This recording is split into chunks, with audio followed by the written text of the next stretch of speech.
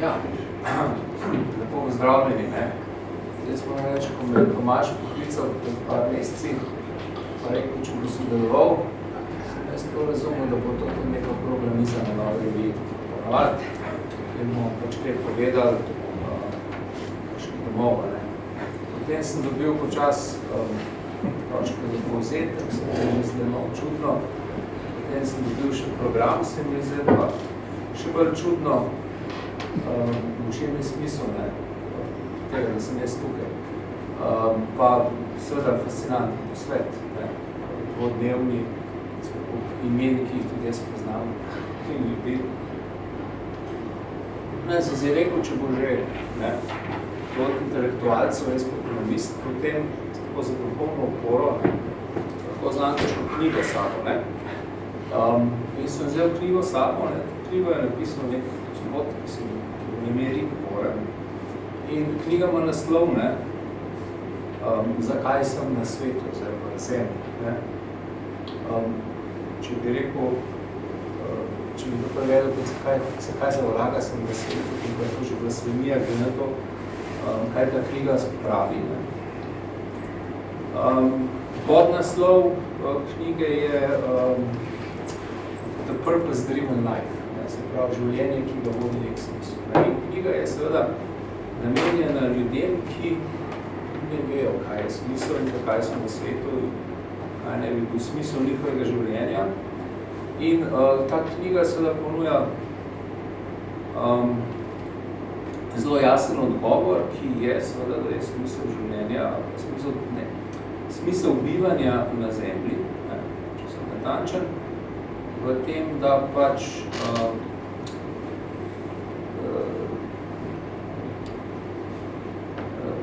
nekako služimo ali pa sledimo Bogu in oznanjamo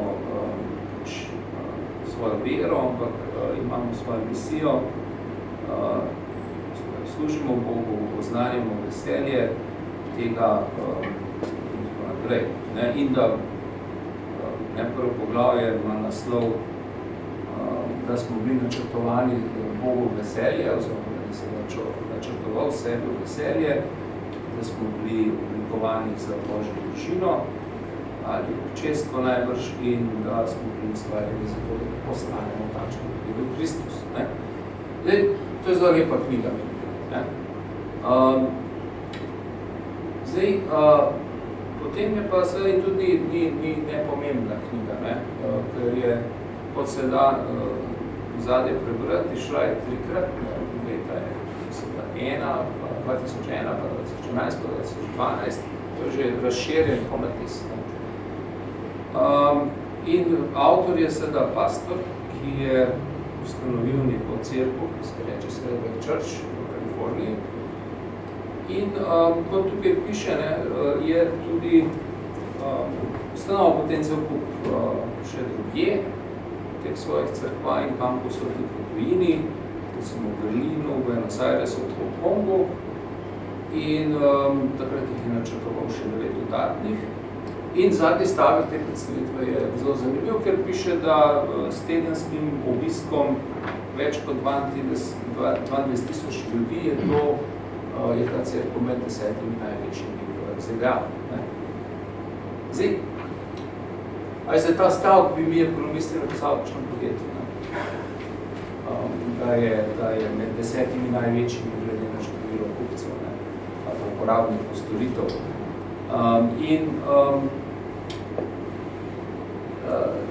To je, ne, se pravi, kaže to na neko konkurenco, na neko ponujanje smisla, ki poteka na konkurenčen način. Ne.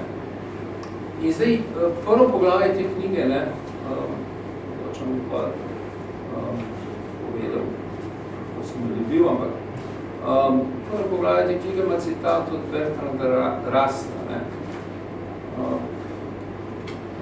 ki pravi, ne, če ne predpostavimo nekega Boga, potem vprašanje v smislu postane nepomembno ali pa nesmiselno. Ne? The question of life's purpose postane meaningless. Ne?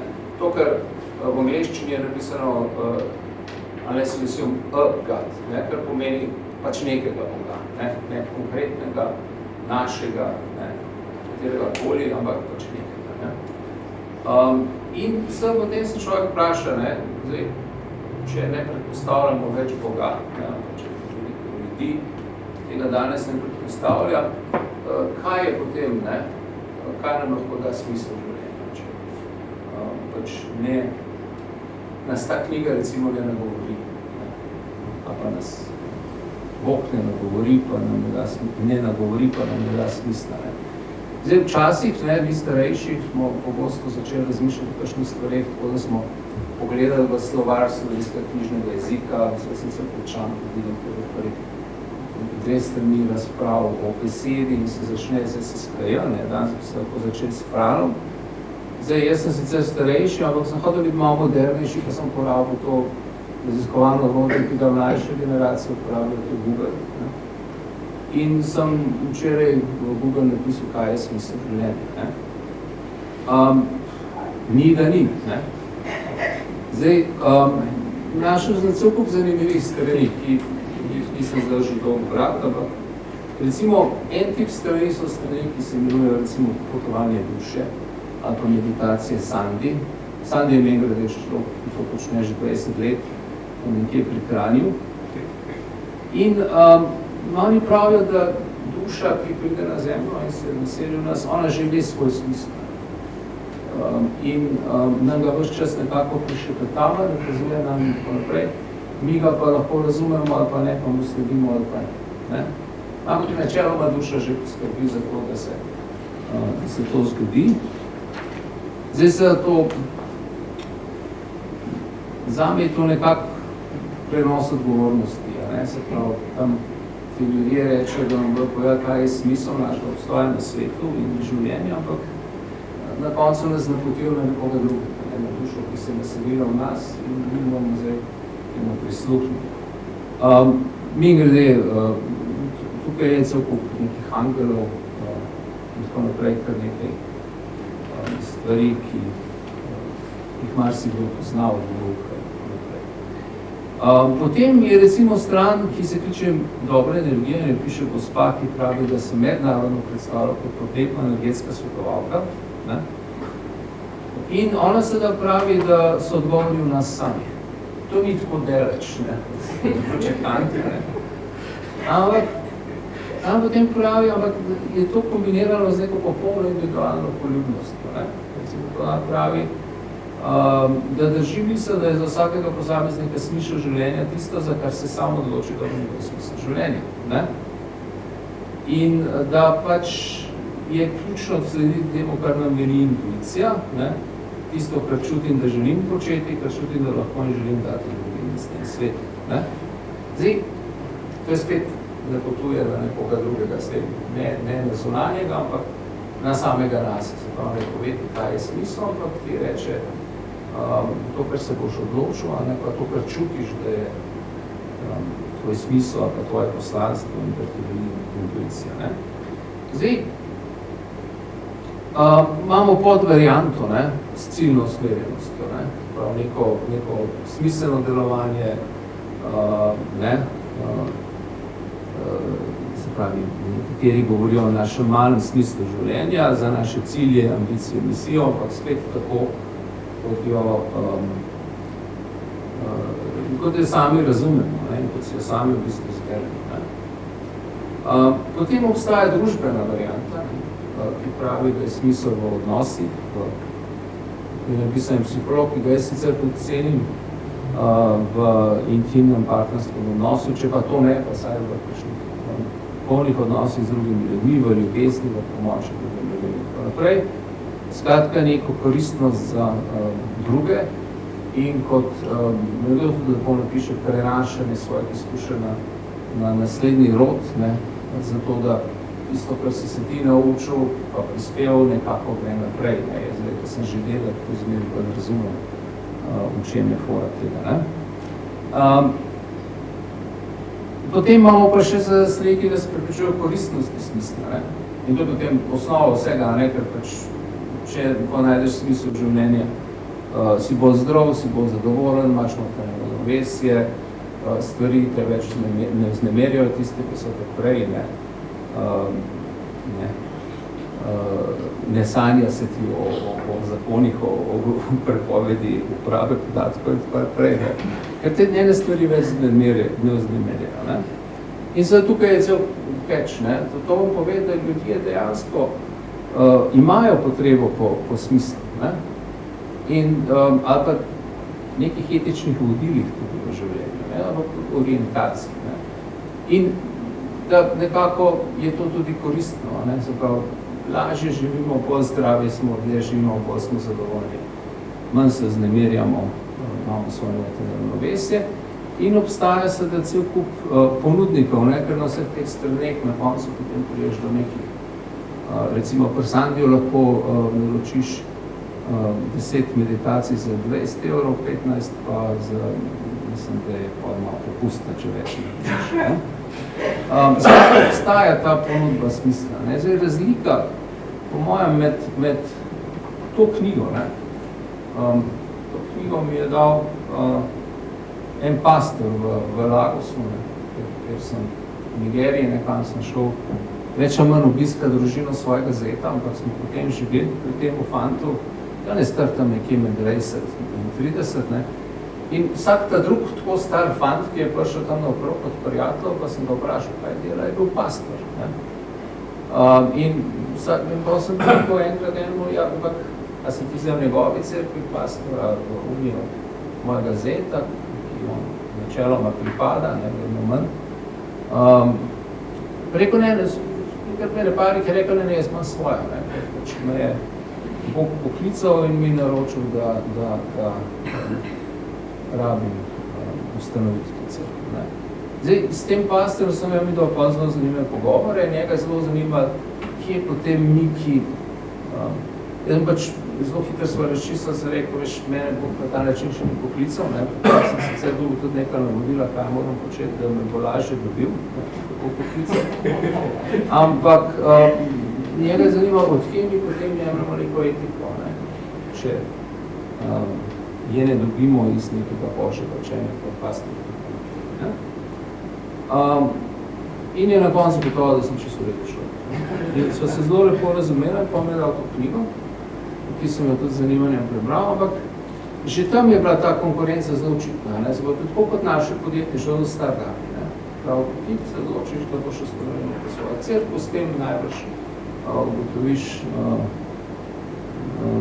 si zagotoviš neko osnovno eksistenco, pa narediš nekaj dobrega za skupnost, kot sem videl. Zdaj, on je zdaj že, kot sem na zadnje slišal, že me dal v Estoniji študira, tako da mogoče ta staka ni tako zelo skrbna. Ampak, tukaj je še vedno konkurenca ponujanja poti do tega smisla, ki je vendar v koncu pot Bog, ki je pa različne poti nam ponujajo.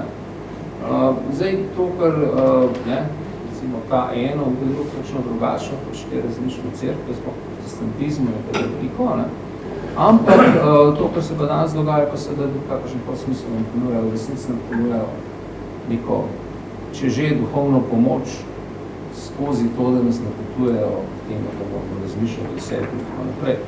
In seveda s tem je, seveda to bi lahko rekel smisel, postal blago. To, kar je Marx govoril o komodifikaciji, da se kapitalizmu zgodi.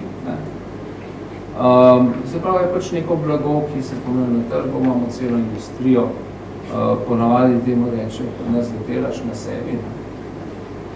Dolg časa nisem mislil povedal, kaj ljudje mislijo, ko to rečejo. Ampak osebna rast in tako naprej. In kar je najbolj zanimivo je, da recimo tisti, ki to, mislim pa jih veliko poznam, ljudi, ki delajo na sebi, oni vsi mislijo, da so zaradi tega nekaj boljšega. Se pa, da so pač šli na nek višji nivo, ki jih ločijo od tega vsakdanjega hedonizma, potrošniške družbe, ljudi, ki živijo z dneva v dan, pač služba, hiša, otroci, denar. Ampak hkrati je seveda tukaj je velika ironija, da oni samo malo bolj sofisticiran produkt kupujejo. Veste, tako eni imajo take telefone, ki jih jaz nekaj uporabljati, ne bi znal, pa so tako veliki frajeri. Oni pa pač kupujejo malo drugačen proizvod, kot jih večina potrošnikov kupuje in jih to nekako pobuduje. Je pa tukaj še en drug proces, ki ga po mojem ne smemo prezreti in je verjetno pomembno. Prav, če je tradicionalno to bil ponudba smisla, se pravi nekako kot Bogu, pa zavedanje, zakaj si na svetu. Drug velik ponudnik smisla je bil seveda država v tistem poetičnem smislu, da je rimskega poeta, da je sladko in častno umreti za domovino. Zdaj mi grede, jaz sem ta stavk v latinščini, kar ne bom skušal niti izgovarjati, prvič slišal en komad od Lajbaha, pa sem še banker.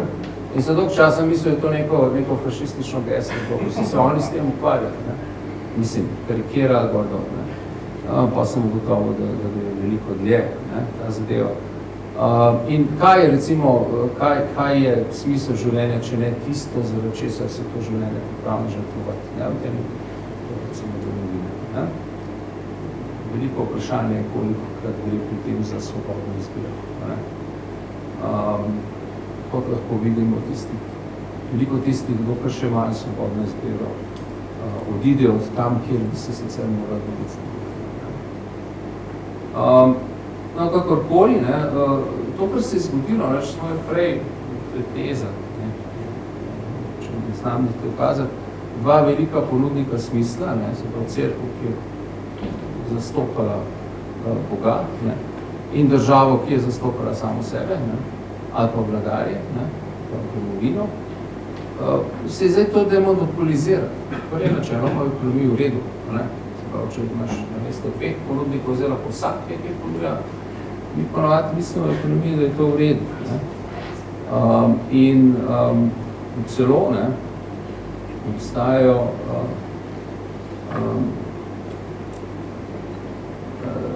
teorije v ekonomiji, ki pravijo, da če imate na katerem bod področju prosto ponudbo pa prosto konkurenco med njimi, med ponudniki, potem dobite optimalni rezultat, ki pravi, da pač bo na koncu prevladal tisti ponudnik smisla, ki ponuja smisel, ki je najbolj koristen za ljudi in verjetno za družbo, zato ker take družbe bo potem dolgoročno preživele, take evolucijske teorije v ekonomiji. Zdaj, problem s tem sta samo dva. Prvi problem informacije, kako zdaj izbrati ta pravega ponudnika smisla, če sam najprej o tem ne veš, kaj veliko. Ampak to ni tak problem, ker če je trg, potem eni bo izbrali narobe, eni prav, na koncu se bo več ljudi usmerilo k tistim, ki ponuja bolj smiselni smisel. Drug problem je pa ta, da se ta trg nekako ni prost, zato ker imamo ves čas tiste, ki mislijo, da v oni ponudijo smisel. Jaz mislim, da je v današnjem času to predvsem država, pa recimo mediji. Oni želijo prevzeti dominantni položaj na tem trgu, kaj je zdaj smisel in kako se moramo obnašati in zakaj smo tukaj. Zdaj, če imam še 5 minut, S tem v bistvu sem zdaj prišel do trga. In zdaj, a je vprašanje, ima trg smisel? Trg nima smisla. Je smiselno, da obstaja in da ga imamo, nima pa sam po sebi nekaj smisla. Mi grede, po let sem prebral še eno. Mislim, pri nas ekonomistike je tako, da pri nas se naša znanost se dogaja v člankih. Če si gremo po konzultantstvu, se dogaja pa v nekih reportih, učnikih. Tako da prav veliko knjig ekonomisti ne beremo, ampak razen polet. No in to knjigo, ta knjiga v bistvu zbirka esejev enega zelo zanimljivega gospoda, ki mu ime Paul Hain. On je odraščal v eni zelo pravoverni protestantski skupnosti v Ameriki. Tako pravoverni, da niti z drugimi protestantskimi skupnosti ni imela niso potem imeti kaj dosti opravka. Potem je pa nekje v nekem študiju malo pogokal ekonomijo in mu je rada razumljiva. In na koncu je postal eden od zagovornikov liberalnega pogleda na ekonomijo, trga in tako naprej. Tako zelo liberalen, da je postal eden recimo slavnih, neslavnih. Pogostih predavatelj, recimo na Liberty Fund dogodki in podobne stvari. In tisto, kar je njega celo življenje žrla, ta zbirka njegovih esejev posthumno izdanih, ima naslov Ali so ekonomisti v resnici nemoralni. To je knjiga, ki sem jo kupil zaradi naslova. In v bistvu njega zanima lahko zdaj on krščansko etiko, katero je verjel nekako spravi skupaj s trgom, ki vsaj navidezno ne temelji na neki posebni etiki, v nekem smislu. In on se tisto, kar je njegova formula je, da imamo v bistvu dve ravni. Eno je etika ali pa morala v medosebnih odnosih z ljudmi, ki posebno poznamo. On recimo pravi, da v družini verjetno dajemo vsak prispeva kolikor lahko in vsak dobi glede na njegove potrebe od te družine pomoč. To je zanimiva formula, ki jo tudi mi poznamo. Da na trgu pa ne gre tako. Na trgu ne može vsakemu tisto, kako potrebuje. In da na trgu ne može uporabljati etike iz medosebnih odnosov, ker so odnosi na trgu neosebni. Kar ni vedno čist res, moram reči, ampak tukaj je ta velika fascinacija ekonomistov s trgom, da nam omogoča v bistvu sodelovanje posredno z ljudmi z celega sveta. In potem imate te klasične zgodbe, kako recimo in Svinčnik, kdo vse je tam v Indoneziji, kdo moral posekati gost, ki smo dobili les, pa skopati svinca, kaj grafite, pač noter, čeprav se reče Svinčnik in tako naprej. In vse to potem uravnava trg, da mi to dobimo, pa plačati. Kar je fascinantno, recimo tudi, če berete Smitha, on se ni namenil razlagati ekonomijo, on se namenil razlagati, kako v bistvu en tak mehanizem, ki brez osebno naravnava družbo, poskrbi, da so potrebe zadovoljene, koliko so lahko. Ampak problem te brezosebnosti trga, da ga nihče ne more načrtovati. Čim ga začnemo načrtovati ali pa načrtovati ne bo deloval, se ko smo probali. Tako da izbora nobenega ne more kontrolirati, noben ne more določiti, kaj bo rezultat trga na koncu. Oziroma, če že to poskuša, začne trg regulirati, pridemo do tako absolutnih vprašanj, kot je, ali lahko v zdravstveni sistem uvedel nekatere elemente trga, čeprav v bistvu vprašanje obratno. Če ne imeli sistem najprej bil trg, ko so bili zdravniki pa pacienti, potem se bo to začelo urejati. In najprej sistem, pa potem puščaš trga, pa je bil najprej trg. Pa smo začeli to urejati, zato imamo kar malo.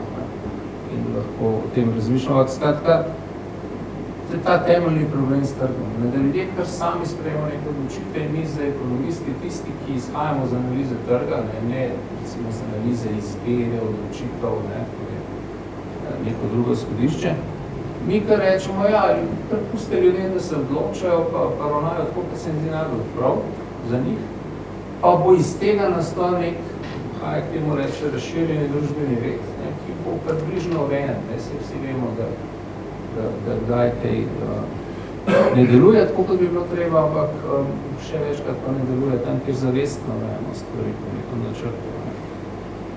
In zdaj, problem tega je, da se takšne stvari zaupati, pa reči, da je smiselno, da to imamo, je težko. In zaradi tega potem, zato smo ekonomisti dosti krivi, ali pa kakšni ekonomisti, ki so to znanost razvijali, da so izjemno podarjali to predpostavko racionalnosti ljudi, ki delujejo na trgu, pa njihove samo interese, self-love, je temu rekel Smith, ampak kar nalepam je to postala sebičnost, se pravi vsak, ki se svojo korist. in jo maksimira, čeprav v resnici je to lahko kakoli, ne? Prav, kakoli daje smisel tebi, da nekaj počneš, ne? Ni treba, da je to največ denarja ali pa materialne koristi, kakoli. Ti tudi lahko tako pomaga, ne? Kot sem prej povedal, ne? Tudi če išče smisel, ti lahko tako pomaga, da ga najdeš, ne? In postaneš povpraševalec in se povežeš s ponudniki. Ampak kakorkoli, ne, ta strah pred tem, ne, kako bojo ljudje ravnali, ko pustimo, da ravnajo tako, kot se zdi njim sami, najbolj prav za njih same, je se v osnovi problem, da mi ne zaupamo ljudem. Ne. Na tej neki družbeni, teoretski ravni pesli. V vsakdanjem življenju mi to ljudem zaupamo, da v bistvu sploh ne opasimo temu zaupamo. Ne. Recimo, greš na avtobus, nekako zaupaš, da je voznik trezen, da te bo pripeljal tja, kamor tuna številka povedal, ko bo pripeljal pa naprej. Ne? Pa niti ne razmišljaš o tem. Ne? Nisem še videl človeka, ki bi prišel na avto, ki stane preveril, kako zgleda zverovnik, čeprav sem pa že videl šoferje, ki so na Vršiču stavili, da vsak ima enega zarukan. Je pač mraz, ne? To je pa včasih navadno. Ampak, hočem reči, se nam niti ne zdi preverjati, zato ker je situacija, ko se zgodi, da je drugače toliko malo, da pač predpostavimo, da je to ved. Gremo na letalo, pa ne gremo sami zdaj preverjati, da so krila v redu, pa motor, pa kako zgleda pilota. Ne. Če kaj preverimo, kako zgleda catering, ne. Če ga sploh imajo. In zdaj, se pravi, ko pa začnemo govoriti o trgu, pa kar naredno so ti sebični, bojo skrbeli sam za svojo korist, bojo vse čas druga krog prenašali, in to je seveda res, ne, da se to lahko zgodi. In zato v resnici trg rabi neko predpostavko, da je večina ljudi, tako kot prvo vsake druge stvari, ne, večina ljudi, ki tam delujejo, vendarle v osnovi spoštuje neke temeljne, moralne, rečem etične stvari, kot je recimo, da se dogovori spoštujejo, da se ne sklepa poslov z namenom, da nekoga opetnajstiš, ne, kot se lahko reče, in tako naprej, in tako naprej. Mislim, dokler mi lahko zaupamo, da je večina ljudi takšnih, tisti, ki niso, ne bojo tako zelo prizadela, to bojo mogoče so razločili. Če tega ne moramo predpostaviti, ne, potem tudi trg ne more delovati, kako se predstavljamo, da deluje. Zdaj, včasih smo, ne, recimo še Hayeka, on bo rekel, ja, sej ljudje to etiko pa moralo dobijo.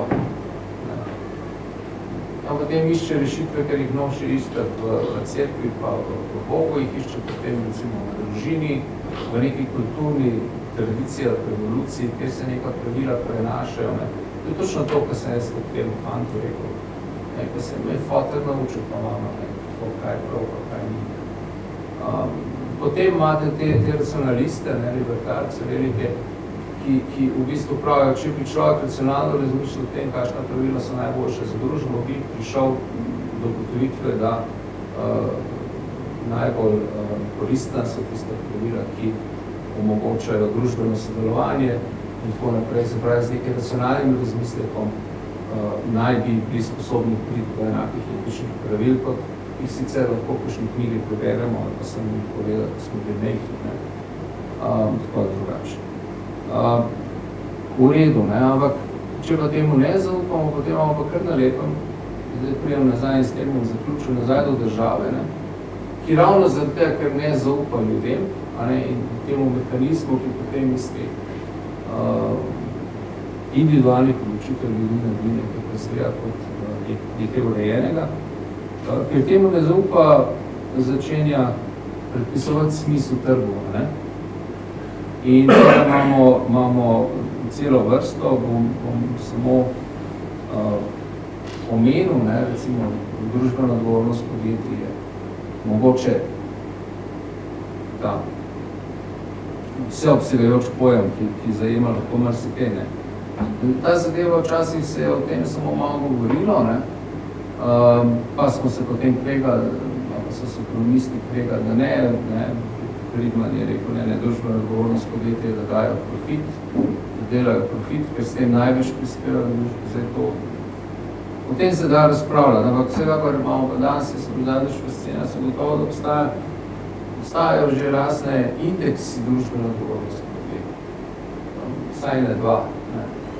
Da podjetja te indekse zase objavljajo v svojih letnih poročilih, da obstajajo mednarodne podjetja, svetovalna, kakršnakoli, in te indekse računajo objavljajo. Tako da računajo, ne vem, ni noben problem dobiti računanje profitabilnosti podjetja. Pravno, danes tudi ni noben problem dobiti izračunov indeksa družbene odgovornosti podjetja. Potem stavljajo investitorji, ki vam ponujajo produkte, kjer oni investirajo samo v podjetja z visokimi indeksom družbene odgovornosti in tako naprej. Skratka, obstaja ne samo pritisk država, ko reče, ja, mislim, mi bomo poslovali, pa ne, ampak obstaja ne samo strani države, obstaja družbeni pritisk v bistvu v neko posebno obliko družbeno odgovornega ali pa etičnega ravnanja na trgu, ki jo je neko si zamislil, nekaj predpisal, začel meriti in tako naprej, in ko se to začne v bistvu izven tega zelo težko dobiš. Skratka, zato, ker ne zaupamo, da bi ljudje sami, veste, ravnali družbeno odgovorno, da mogoče kakšno donacijo, ne onesnaževali, kakorkoli, ne izkoriščali delavcev, da se najbolj vse začne, moramo to predpisovati. In s tem seveda delamo veliko proti temu, da trg lahko funkcionira tako, kot bi se predstavljali, pravi poslovanje. Skratka, vidimo nekaj, kar na prvi pogled ima smisla, pa niče ne usmerjam, potem začnemo mi predpisovati smislo trgov, ekonomskim ravnanjem in tako naprej. Kot družba, ne samo kot država. Hkrati imamo pa srce ponujanje smisla na individualni ravni, kar se misli zelo zanimivo. Toliko sem